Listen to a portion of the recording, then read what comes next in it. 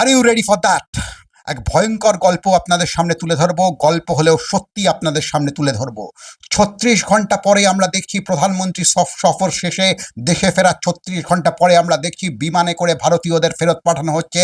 একসময় আফ্রিকা থেকে যেভাবে কৃতদাসদের নিয়ে যাওয়া হতো উত্তর আমেরিকায়, সেভাবেই ভারতীয়দের হাতে বেরি থাকছে, পায়েও বেরি থাকছে। অদ্ভুত এক হ্যান্ডকাপের গণতন্ত্র তৈরি হয়েছে। যে দেশটার সঙ্গে আমরা বন্ধু দেশ হিসেবে যাকে স্বীকৃতি দিয়েছি, যার সাথে আমরা ২০৩০ সালে নাগাদ ৫০,০০০ কোটি টাকার বাণিজ্য চুক্তি করব, সে দেশের কাছ থেকে কি এই প্রত্যাশা আমাদের ছিল যে ভারতীয়দের প্রায় হাঁস মুরগির মতো বেঁধে তারা ফেরত পাঠাবেন? অন্যভাবেও তো ফেরত পাঠানো যেত, কিন্তু না। আর ধরুন এই কাণ্ড যদি পাকিস্তান করতো, তাহলে দেখতেন এতক্ষণ দেশ জ্বলে উঠেছিল, দেশের সমস্ত মিডিয়া হাউসগুলো এটাকেই তীব্রতম সংবাদ করে দিয়েছিল। কিন্তু দুর্ভাগ্য, আপনার দেশে এই বিষয়টা তীব্রতম সংবাদ হয় না।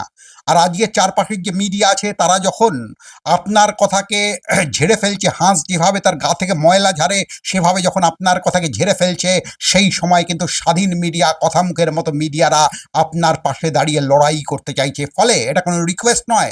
আজকে এই লড়াইয়ে শুধু কথামুখকে একা এগোলে হবে না, আপনাকেও কথামুখের সঙ্গে দুপা এগোতে হবে। এই জন্য খুব ভালো আকাশ ব্যানার্জি বলেছেন যে আমাদের মতো স্বাধীন মিডিয়ারা কোনো ধরনের কর্পোরেট স্পন্সরশিপ পায় না, ফলে পাশে দাঁড়ান, কথামুখের মতো মিডিয়া গুলোর পাশে দাঁড়ান, মেম্বারশিপ নিন, সাবস্ক্রাইব করুন, এবং আমরা আমাদের ইউপিআই আইডি দিয়ে দেব। সেখানে আপনারা আপনাদের মতো করে কথামুখকে সাপোর্ট করুন, যে কোনো স্বাধীন মিডিয়াকে সাপোর্ট করুন।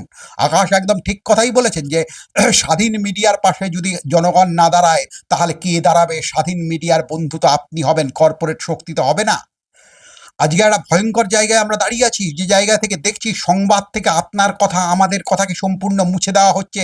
সেলিব্রিটির গালে কটা তিল হয়েছে, সেটা একটা বিরাট খবর, কিন্তু আপনার বাড়িতে আপনার ছেলেটা চাকরি পায়নি, স্বাস্থ্য খাতে বাজেট বরাদ্দ অত্যন্ত কম হয়েছে, এগুলো কোনো খবর নয়।